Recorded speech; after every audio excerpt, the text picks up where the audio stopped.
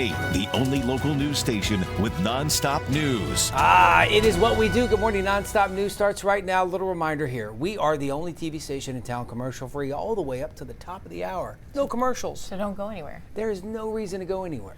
We have you covered this morning, including a look at traffic with David Mendoza and a look at your weather with Jeannette. Good morning, Jeannette. Good morning. So the morning is dry. However, changes are coming for some of us later in the day.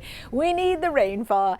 Temperatures this morning, upper 70s to low 80s, and heading out the door, you may notice a few clouds. However, more cloud cover with the chance for rain this afternoon. Right after lunchtime, rain chance at 20%, then increasing to 40% throughout the afternoon and early evening. Most places will be dry. However, the spots that do get the rain could have some pockets of heavy rainfall. We'll make it to the upper 90s before temperatures drop into the lower 90s by the evening commutes.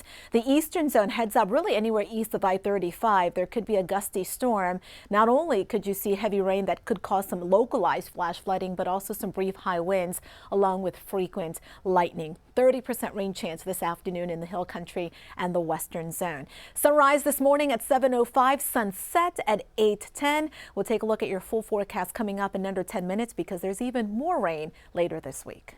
Well, all right, Jeannette, now you got my attention.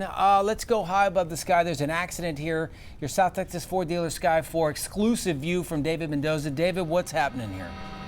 Hey, good morning. This is 1604 westbound and O'Connor Road, not Lookout Road. So we have a single vehicle involved accident. Police out with it, TxDOT out with it. It has closed a lane and it is causing a delay. That delay looks like it's stretching back to Rolling Oaks Mall. I haven't been there since I was a teen. So we are looking at this delay right now. However, I am hearing about something else going on the west side of town at 151 in Ingram. I'm going to go check that out right now and keep you updated. Back to you for now. Oh, those are all trouble spots. David, thank you so much. We'll check back in one last time with David before 7 a.m.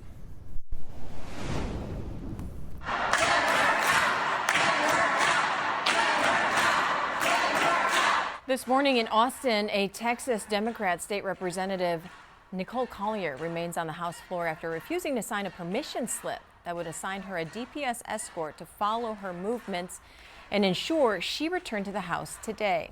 It's an act her colleagues are comparing to being held as a political prisoner. It's nonsense. This speaker is out of line, and he has essentially locked up Nicole Collier in there, who wants to, she will stay there. She is not going to sign this permission slip. It's just nonsense. Late last night, arrests were made after chants broke outside the doors of the Texas House chamber as supporters demanded that Representative Collier be allowed to leave without signing the permission slip. A redrawn congressional map heads to the House as soon as tomorrow for consideration. Democrats argue that Republicans are silencing minority votes through redistricting and punishing anyone who speaks out.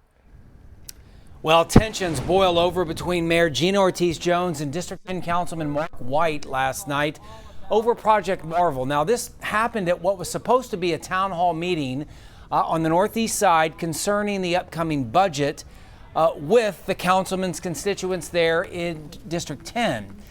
But Mayor Jones was invited to the event, but then got a chance to speak and quickly started talking about Project Marvel, and that led to a heated exchange between the two. Listen. I want independent information, and then I want to make sure your good councilman brings that data to you. The dishonesty, unfortunately, continues. Okay, because we had actually, to let everybody in on this, tonight's about the town hall on the budget. And we had an agreement literally 5 minutes ago that we would allow the mayor to come up and speak if we kept it to the budget and not on Project Marvel. Mayor, respectfully, you've had your opportunity, Mayor. So I want to know. Well, Councilman White went on to say the term sheet, which will be voted on to go to the ballot November, it will be voted on Thursday. He says the term sheet should address any sort of lingering concerns. You can read it. It is posted on our website in its entirety. Just a couple of highlights here. It was released yesterday. There will be no added cost for taxpayers, no money taken away from the city's general fund. Again, to find out more, you can read it for yourself on our website at news4sa.com. We're continuing to press for answers regarding missing records related to the Uvalde shooting massacre. Despite a recent court order demanding the school district turn over records, News 4 has learned there is still some evidence still being kept secret. Yeah, so our attorneys are sending a letter to the district warning them of further legal action if they don't turn those records over. Out of the 3,700 pages, I should say, that they gave us, we noticed text messages from the Robb Elementary School principal, Mandy Gutierrez, about maintenance door locks are missing. Other missing elements from journalists requesting comment from school officials about the tragedy. District officials telling us last week that missing video was seized by DPS, which is still fighting the release of records in a separate lawsuit. This isn't the first time officials provided incomplete records. At this time last year, Uvalde Police Chief Omer Delgado ordered an audit of police records after an officer came forward saying his body camera footage was missing from a release. The agency self-reported it. That audit found nearly 50 videos were not turned over and were released 2 months later. We've asked the district how this omission occurred and when we can expect to get the missing records. They responded saying the missing emails were not part of the records request covered by the court order. A district spokesperson did not respond to follow-up questions and did not address the missing texts. Developing now, it remains under investigation what started this 2-alarm industrial fire at a Northeast Side factory that makes airplane parts. There was a large emergency response because tanks containing hazardous chemicals were threatened. This is exclusive video from your South Texas Ford dealer Sky 4. It happened along Highway Point Street near Wurzbach Parkway just before noon Monday. About 500 gallons each of hydrochloric acid and sodium hydroxide leaked from tanks on site. But the fire chief on scene says the chemicals were heavily diluted by water and were never a danger to the public. Emma Allen at the Light Desk. We are following some developing news this morning. Air Canada and the union representing flight attendants have come to a tentative agreement, ending a days-long strike that canceled thousands of flights and left stranded passengers. 10,000 flight attendants have been on strike since Saturday. They were demanding higher wages and to be paid when planes were grounded. Air Canada had offered a 38% increase in pay over 4 years and an increased raise of between 12 and 16% in the first year of their contract. No word yet on the details of the final agreement, but union members will still need to vote on it to make it permanent. That is the latest from the Live Desk. All right, Emma, thank you. Developing right now, a bill calling for flood sirens through flood-prone areas has passed unanimously by the Texas State Senate. News 4 San Antonio's Tawny Davis is live right now to give us the details on that bill. Good morning, Tawny. Good morning. Senate Bill 3 called for the installation of warning sirens so that residents can be alerted to major flooding like the one we saw back on July 4th. And now with the approval of the Senate, it will become a reality. So this Senate bill says that it will address a critical public safety gap in Central Texas's flash flood alley, where highly populated areas like youth camps, RV parks, and recreational areas are highly vulnerable to flash flooding. The key aspects of this bill include risk identification, which requires the Texas Water Development Board to identify areas with history of severe flooding, including locations. Local implementation, which directs the counties and municipalities based on jurisdiction to install, operate, and maintain outdoor flood sirens under TWDB rules. A grant program also establishes a state-funded grant program to assist with installation and maintenance costs. And finally, minimum standards, which sets requirements for siren equipment, sensors, gauges, operations, and more, as well as backup power systems independent from the primary grid and emergency activation protocols. Now, Senator Paul Betancourt, who was the author for this bill, says it is critical that they get these sirens installed before next summer. It now goes to the Texas House to make sure the warning siren system is installed swiftly. Reporting live, I'm Tawny Davis. Back to you. All right, Tawny, thank you. Texans want faster flood warnings after deadly flooding. Here in Bexar County, we're about to invest millions after 13 people died near Perrin Bidle in June. As the News 4i team's Jay Avila reports, the focus is on low water crossings where cars can quickly be swept away. Bexar County wants to spend around $20 million to upgrade flood warning systems, like these gates and lights that warn drivers near low water crossings that tend to flood. How Bexar County plans to start those warnings before, not after, of road floods, and how they plan to get the word out quickly. The News 4i team digs into all of that. Don't miss Jay's story tonight at 10. Across America, a Georgia sheriff congratulating 2 jail employees for saving an inmate.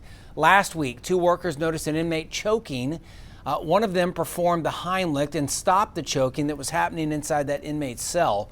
The sheriff says that all of his deputies undergo a yearly certification on CPR and the Heimlich maneuver. A sad day for carnivore eaters and keto dieters. 40,000 pounds of ribeye steaks went to waste in Missouri. They were burned up when a tractor trailer hauling them caught fire. No word on what caused the fire.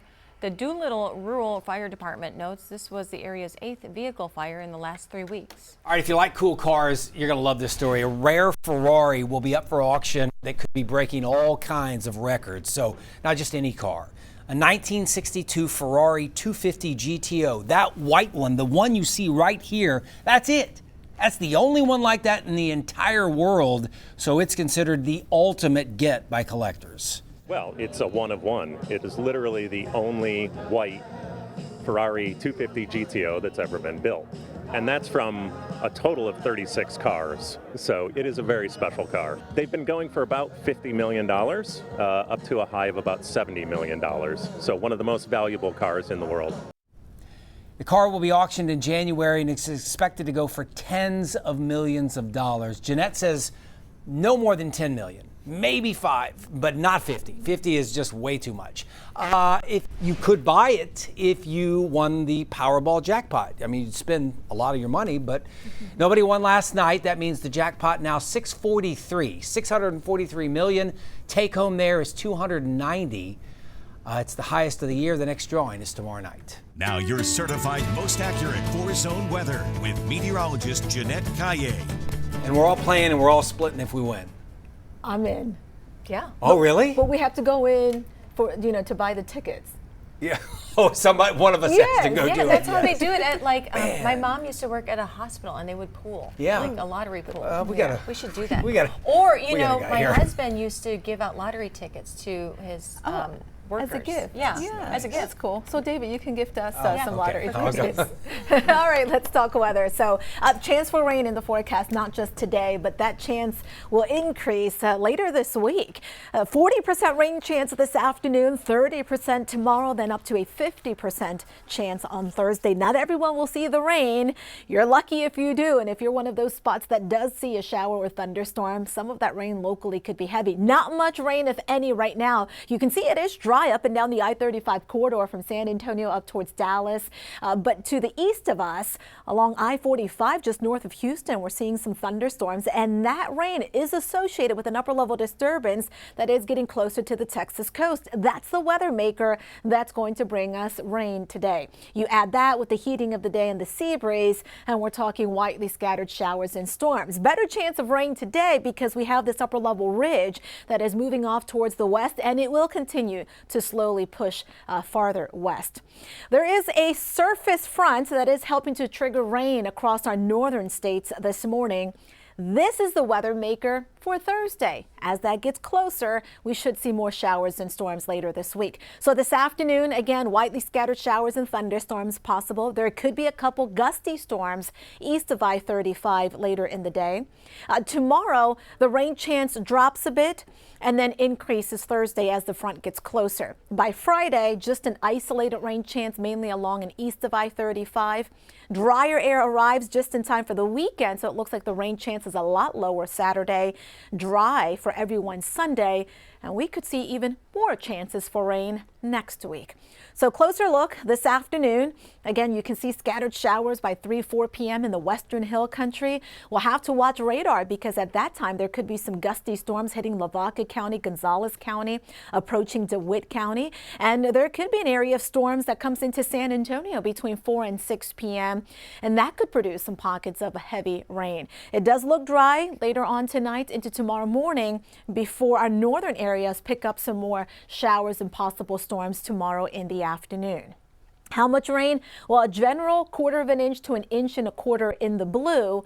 Higher amounts over towards Houston, but where those storms set up, could see a quick ½ an inch to an inch plus. In the tropics, here's Hurricane Erin, Category 3 hurricane, staying away from the U.S. However, the beaches there will have numerous rip current risks and also some higher than normal waves. That's going to stay to the west of Bermuda. Elsewhere in the Atlantic, well, we have this, which is not a Gulf storm. That's going to follow the same path as Erin. It's a tropical wave, and there's another one coming off the west coast of Africa. Taking you through the day, rain-free this morning, but later in the day, that chance for rain increases 40% as we get closer to 6 p.m. We'll manage to make it to the upper 90s before temperatures cool off into the lower 90s. Here's a 7-day forecast, a 50% rain chance Thursday, 94, 30% Friday, 95. Looks drier this weekend. Here's the extended forecast for the other 3 zones. All of us looking at an opportunity for rain this week. Make sure you download that 4Zone weather app so you can keep an eye on radar if you're out and about today. After school, after work, could be a little wet. All right, thank you, Jeanette. Let's take a quick check on the roads with David Mendoza. He is in your South Texas Ford dealer Sky 4. He's over an motor vehicle accident on Highway 151 and Ingram Road that happened just at 6:45. Hi, David, can you hear me? Okay, so we lost David. So let's take a look at some TransGuide cameras. But this traffic accident that David is flying over was on Highway 151 and Ingram Road. So if you are in the area, be careful because there is probably going to be a lot of police and emergency vehicles over there. Emma Allen at the live desk. New this morning, Texas Department of Public Safety issuing a silver alert for this woman, 69-year-old Glenda Isidore. Take a look at your screen. Authorities say she was last seen at the 5100 block of Fountain Hill. That's on the city's northeast side near Old Seguin Road. She was last seen yesterday evening at around 7 wearing a gold cream bonnet, gray shirt, cream sweatpants, house shoes, and she was carrying a blue laundry bag. Now, if you have any details on where Isidore is at this time, you're urged to contact San Antonio Police. That is the latest from the live desk. Is that disruptor, that innovator? You're not much of a gambler unless you're going against the popular trend. No one ever thought Jerry had the guts to fire Jimmy. You don't know half the stuff that was happening. Man, those are the good old days, huh? Big streaming news, the Jerry Jones new Netflix documentary, America's Team, the Gambler and His Cowboys, released overnight. I'm sure it's going to do crazy streaming records. The 8-episode series dives into the rise and the fall of the Cowboys in the 90s. Seems like anybody who's anybody is part of this, all of your favorite familiar Cowboys. So check that out. It is streaming. Even President George W. Bush is part of that event. I'm just watching the Dallas Cowboy cheerleaders.